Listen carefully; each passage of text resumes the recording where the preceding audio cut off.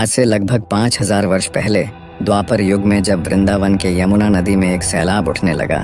दरअसल यह बात उस समय की है जब द्वापर युग में मनुष्य समेत पशु पक्षी भी वृंदावन के यमुना तट पर जाने से डरते थे, क्योंकि अक्सर वृंदावन में यमुना के समीप जाने वाले लोग या पशु पक्षी दोबारा लौट कर न आया करते।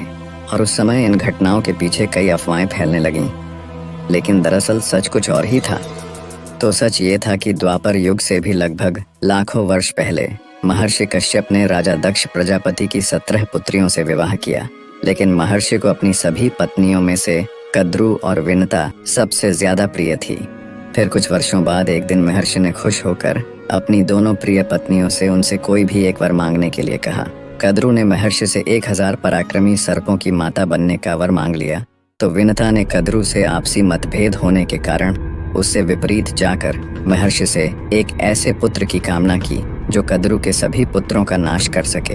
फिर महर्षि के वरदान के कुछ वर्षों बाद कद्रू ने 1000 अंडे दिए और फिर बाद में कद्रू सभी महाबलशाली सर्पों की माता बनी, जिसमें प्रमुख रूप से शेष नाग वासुकी समेत कालिया नाग भी था।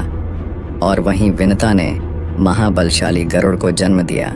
इसके बाद कुछ वर्षों में सभी बलशाली सर्प समय के अनुसार बड़े हुए और सिद्धियां प्राप्त करने के लिए अपने अपने रास्ते चले गए। जैसे कि शेष नाग सिद्धियां प्राप्त करने के बाद भगवान विष्णु के महासेवक बन गए और वहीं वासुकी महादेव के सेवक बन गए।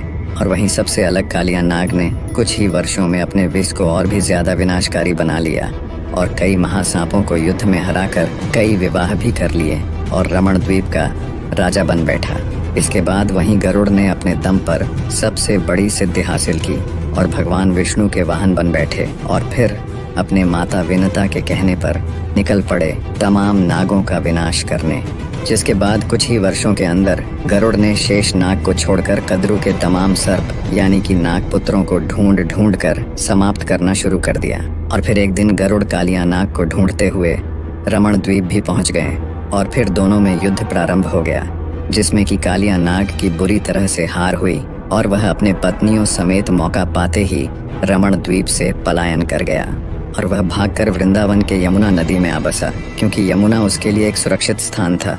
दरअसल एक बार महर्षि सौभरी के मना करने के बावजूद भी गरुड़ ने यमुना से तमाम मछलियों को बलपूर्वक पकड़कर खा लिया था, जिससे कि नाराज होकर महर्षि सौभरी ने गरुड़ को यमुना में दोबारा प्रवेश करने पर मृत्यु को प्राप्त हो जाने का श्राप दे दिया था। और यह बात कालिया नाग भली भांति जानता था।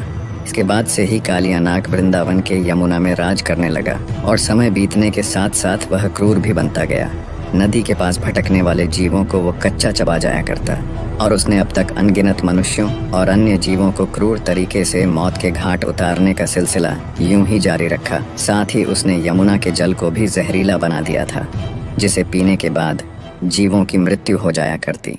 और फिर एक दिन वो समय आ ही गया जब भगवान विष्णु ने धरती पर श्री कृष्ण के रूप में अपना 8वां अवतार लिया और उनका जन्म मथुरा में देवकी और वासुदेव के महल में स्थित एक बंदी गृह की कोठरी में हुआ, क्योंकि देवकी के भाई कंस को आकाशवाणी हुई थी कि उसकी मृत्यु देवकी के संतान के ही हाथों होनी है। और इसी डर से उसने अपनी बहन देवकी के एक के बाद एक संतानों को मारना शुरू कर दिया। फिर आखिर में जब श्री कृष्ण का जन्म हुआ तो उनके पिता ने उन्हें सुरक्षित रखने के लिए उस आधी और तूफानी रात में कारागार से बाहर निकल गए, क्योंकि श्री कृष्ण की माया से उस रात कारागार के सारे द्वार खुल चुके थे और सिपाही भी बिल्कुल बेहोश हो चुके थे।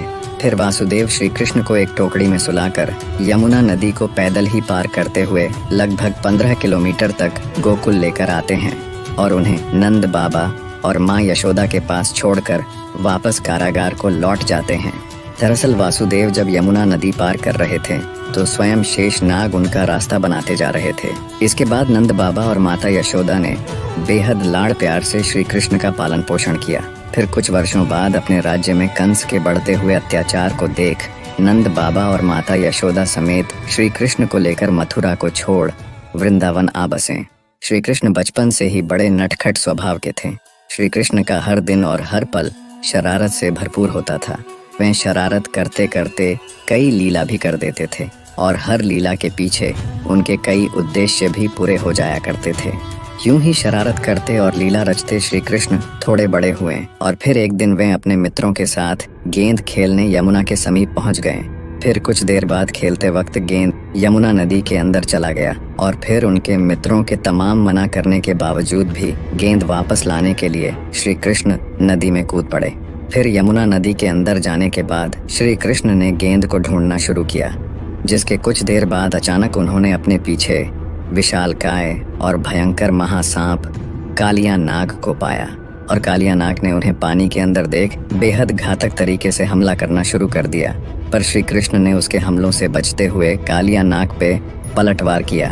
फिर काफी समय तक ऐसे ही दोनों के बीच काफी भीषण युद्ध चलता रहा।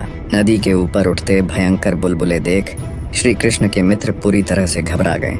फिर आसपास के गांव वाले भी नदी के पास इकट्ठा हो गए और पानी के अंदर कालिया नाग जब श्री कृष्ण को पकड़ने में नाकाम होने लगा तब उसने अपने भयंकर विष से श्री कृष्ण पर प्रहार कर दिया, लेकिन इस विष का श्री कृष्ण पे कोई असर ना हुआ। फिर श्री कृष्ण पानी के अंदर ही उछलते हुए कालिया नाग के सिर पर जा खड़े हुए और वहीं कूदने लगे, जिससे कि कालिया नाग गंभीर रूप से घायल होता चला गया। इसके बाद कालिया नाग की पत्नियों ने श्री कृष्ण से कालिया नाग को क्षमा कर देने की विनती करने लगी, जिसके बाद श्री कृष्ण ने कालिया नाग को क्षमा कर यमुना छोड़ वापस रमण द्वीप जाने का आदेश दिया और दोबारा से निर्दोष प्राणियों को न सताने का भी उपदेश दिया। फिर कालिया नाग ने श्री कृष्ण से गरुड़ के अत्याचार की बात कही, जिस पे श्री कृष्ण ने कालिया नाग को ऐसा दोबारा होने पर उसके सिर में छपे उनके पैरों के निशान गरुड़ को दिखाने की सलाह दी। जिसके बाद कालिया नाग श्री कृष्ण की बात मानते हुए अपनी पत्नियों के साथ सीधे रमण द्वीप चला गया। और जब गरुड़ दोबारा रमण द्वीप आए तो कालिया नाग ने सीधा अपने सिर में छपे श्री कृष्ण के पैरों के निशान उन्हें दिखा दिए, जिसके बाद गरुड़ रमण द्वीप से वापस लौट गए। तब से इसी प्रकार कालिया नाग खुशी खुशी अपने पत्नियों के साथ रमण द्वीप में ही रहने लगा और यहाँ वृंदावन में श्री कृष्ण अपनी शरारती लीलाओं को करते हुए और भी तमाम समस्याओं का समाधान करने में जुट चुके थे।